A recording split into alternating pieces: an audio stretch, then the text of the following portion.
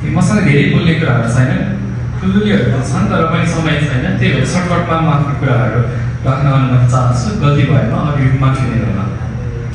यहाँ अधिकांश तपाईँहरू उपस्थित महानुभावहरू, सामाजिक अभियन्ताहरू, एनआरएनका पदाधिकारीहरू प्रायः जसो रेस्टुरेन्ट अर्थात् नेपाली खाना छानहरू भन्छ त्यसमा सम्बन्धित मान्छेहरू नै उपस्थित हुनुहुन्छ। तर विडम्बना के हो भने यहाँ आज एकजना पनि मैले कुक दाइहरू देखेको छैन। मैले प्रश्न गर्ने ठाउँमा उहाँहरू उपस्थित हुनुभएको भए यो कार्यक्रमले अझै शोभा पाउँथ्यो जस्तो लाग्छ। अधिकांश कुराहरू मैले हप्तामा करिब 1-2 सुन्ने गर्छु। नेपाली कुक दाइहरूको पीडाहरू जस्तो कि नेपालबाट आउँदाखेरि चाहिँ 10-15 लाख अत्याधिक खर्च हुने र ऋणमा आउने, जापान आए पछाडि रोजगारीहरू नपाइने, भने अनुसारको स्यालेरीहरू नपाइने, त्यस्ता थुप्रै समस्याहरू सुन्ने गरेको छु। नेपालमा चाहिँ बैङ्कमा घर धितो राखेर यहाँ आउने, अहिले न त नेपालमा घरबार छ न त यहाँ रोजगार सुरक्षित छ भन्ने अवस्थामा आइपुगेका घटनाहरू चाहिँ प्रतिनिधि घटनाहरू मात्रै हुन्। कुकहरूको जुन हाम्रो एउटा भिसा स्टाटस हुन्छ, उहाँहरू आउने गिनो भिसा चाहिँ कस्तो भिसा हो भनेर आदरणीय भिसा कन्सल्टेन्ट दिदीलाई पनि सोध्न चाहन्छु र उक्त भिसाको क्षेत्र अधिकारहरू पाउने अधिकार सुविधाहरूको बारेमा पनि बुझाइदिनु हुन र यो समस्याहरूलाई एनआरएन जापान र तपाईँको व्यक्तिगत तर्फबाट कसरी लिन चाहनुहुन्छ, समाधानको उपायहरू के हुन सक्छन् जस्ता कुराहरू सम्पूर्ण कुकहरू दाइहरूको प्रतिनिधित्व गर्दै क्वेसन राख्न चाहन्छु। धन्यवाद। 10 वर्षभन्दा माथिको एक्सपिरियन्स यदि उहाँहरूसँग छ भनेदेखि उहाँहरू आफ्नो तर्फबाट चाहिँ क्वालिफाइड हुनुभयो र जापानमा आएर काम गर्ने कम्पनी जसले चाहिँ उहाँको भिसा एप्लिकेसन गरिदिनुहुन्छ, कम्पनी अथवा व्यक्तिगत बिजनेस जसमा चाहिँ अब नेपाली दाजुभाइहरूको केसमा, दिदीबहिनी दाजुभाइ दिदीबहिनीहरूको केसमा चाहिँ नेपाली अथवा इन्डियन खाना खारे को मेन्यु हुनु जरुरी भएको कुरा र उहाँहरूले चाहिँ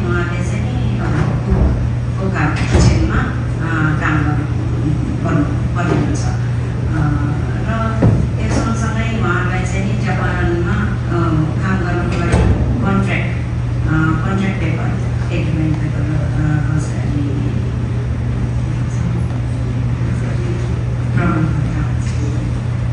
दुईजना बिचको चाहिँ स्यालेरीहरू भनौँ अथवा काम गर्ने ठाउँ, काम कति घन्टा गर्ने, स्यालेरी पेमेन्ट के कसरी हुने, यी कुराहरू सबै लेखिएको करारनामा पत्र म दुईजनाको एक्सेप्टेन्स भएपछि भिसा एप्लिकेसन गरिरहनुहुन्छ र इमिग्रेसनले टेस्ट गरेको डकुमेन्ट्सहरूको आधारमा उहाँ क्वालिफाइड दुवै पक्ष चाहिँ यदि भिजाको लागि चाहिँ के हुनुहुन्छ भनेदेखि भिजा कन्डिसन पाएर चाहिँ आफ्नो देशमा सिओई लेटर सर्टिफिकेट चाहिँ लिएर नेपाल अथवा आफ्नो देशमा अथवा आफ्नो हुनुभएको देशमा एमएससीमा गएर चाहिँ एप्लिकेसन गरेर जापान आउने। र अब स्यालेरीहरूको बारेमा कुरा गर्नुहुन्छ भनेदेखि उहाँहरू बस्नुभएको एरिया अनुसारले मिनिमम जुन वेजेस छ त्योभन्दा कम हुनु भएन र अरूसँगै काम गर्ने साथीभाइहरू र एउटै खालको क्वालिफिकेसन र एउटै खालको काम गर्ने सँगै काम गर्ने साथीभाइसँगको स्यालेरी चाहिँ उहाँहरूलाई हुनुपर्ने हुन्छ।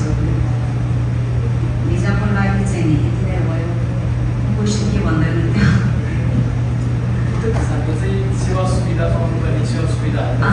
सेवा सुविधाको कुरा गर्नुहुन्छ भनेदेखि चाहिँ नि अब कम्पनी अनुसारले उहाँहरूको फरक हुनसक्छ र यदि जापानमा चाहिँ कम्पनी हो भनेदेखि चाहिँ नि सोसल इन्सुरेन्स सफाइ हुकेन चाहिँ राखिदिनु पर्ने हुन्छ। त्यो चाहिँ अनिवार्य नै हो कम्पनीको केसमा। पर्सनल बिजनेस यदि व्यक्तिगत बिजनेस हो भनेदेखि त्यो चाहिँ नि उहाँहरूले अब कम्पनीको कति ठुलो छ, 5 जनाभन्दा माथि अथवा 10 जनाभन्दा माथि भयो भनेदेखि यदि उहाँको ओनरले इच्छा गर्नुहुन्छ भनेदेखि चाहिँ राखेर त्यो खालको सुविधा पाउन सक्नुहुन्छ। र त्योभन्दा बाहेकको सुविधा चाहिँ